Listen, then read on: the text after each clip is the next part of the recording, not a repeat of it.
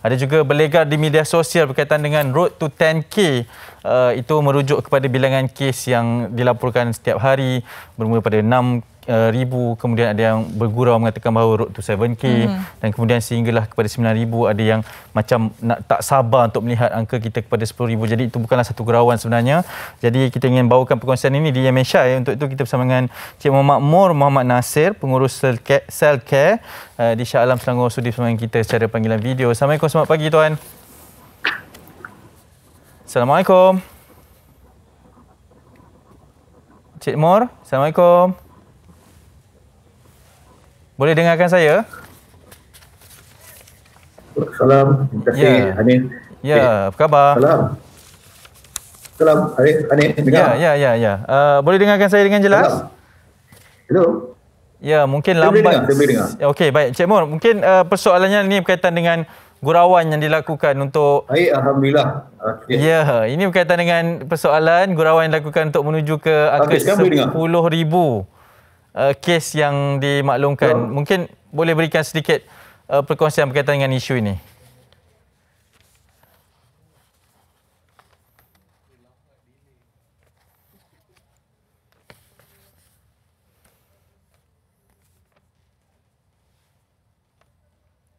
Okey, jadi apabila kita nampak banyak yang buat komen ataupun buat caption road to 10,000, okay, bukanlah satu perkara yang kita banggakan.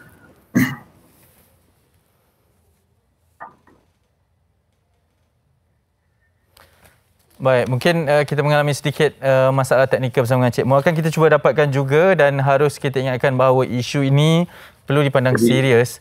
Apatah lagi di dalam angka tersebut masihlah setiap hari kes yang dilaporkan adalah rakan-rakan kita, ahli keluarga seseorang, ibu atau bapa. Apatah lagi yang membabitkan kes kematian dalam kehidupan sebenar. Dan kalau kita melihat bahawa pengorbanan petugas Barisan Hadapan kita kan yang sudah lebih setahun berjuang membantu kita menyelamatkan banyak nyawa akibat pandemik COVID-19 ni kan, kita jangan anggap bahawa road to 10K ni sesuatu yang perlu diraikan. Ini bukanlah sesuatu yang menggembirakan. Jadilah seorang yang begitu sensitif sekali dengan situasi semata kan? Ya, dan mengikut nisbah di Malaysia sekalipun, apabila kita menjangkau 7,000, 8,000 kes sehari itu sebenarnya telah pun melebihi kapasiti daripada kebolehupayaan petugas kesihatan kita dalam menangani kes-kes seharian.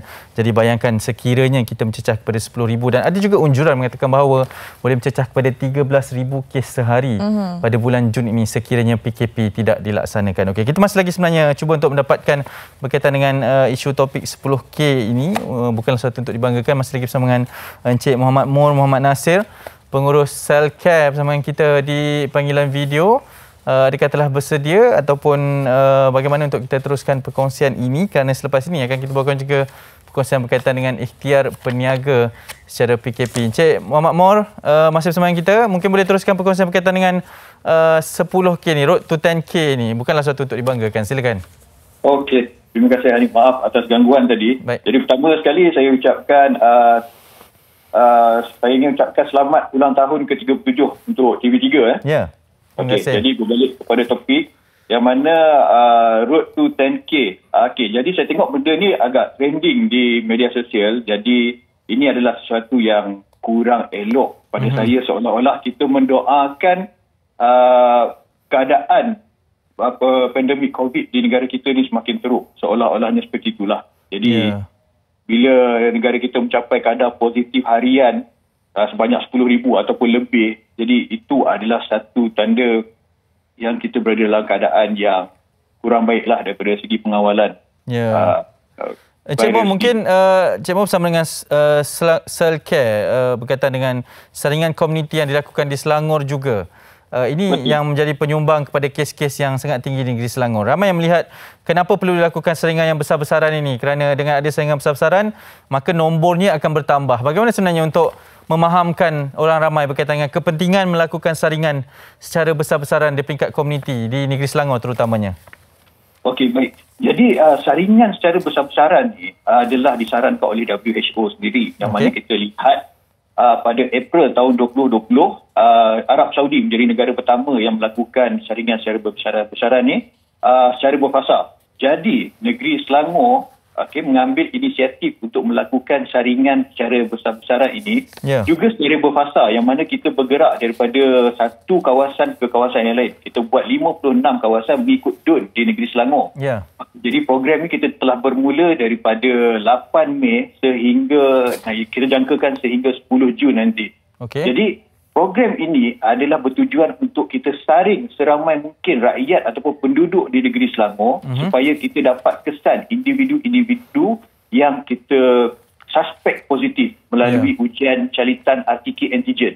Jadi individu-individu ni kita akan asingkan daripada kelompok yang negatif supaya mereka ni ada antara mereka ni tidak mengetahui bahawa mereka ni adalah golongan yang positif. Jadi mereka bebas ke sana ke sini, berkeliaran dan berjumpa dengan rakan sekerja, mungkin ahli keluarga dan sebagainya.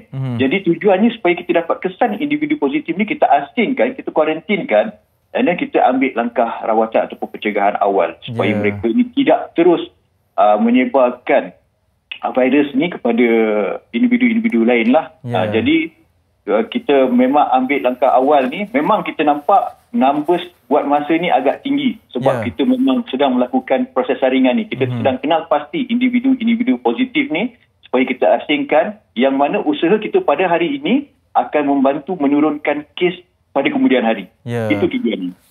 Okey, baik. Itu satu perkongsian yang sangat menarik dari Encik Muhammad Mon. Terima kasih banyak-banyak ke sudi bersama kami. InsyaAllah akan ada perkongsian seterusnya bersama kami di MSI. Teruskan kerja murni ni, Encik Muhammad Mon.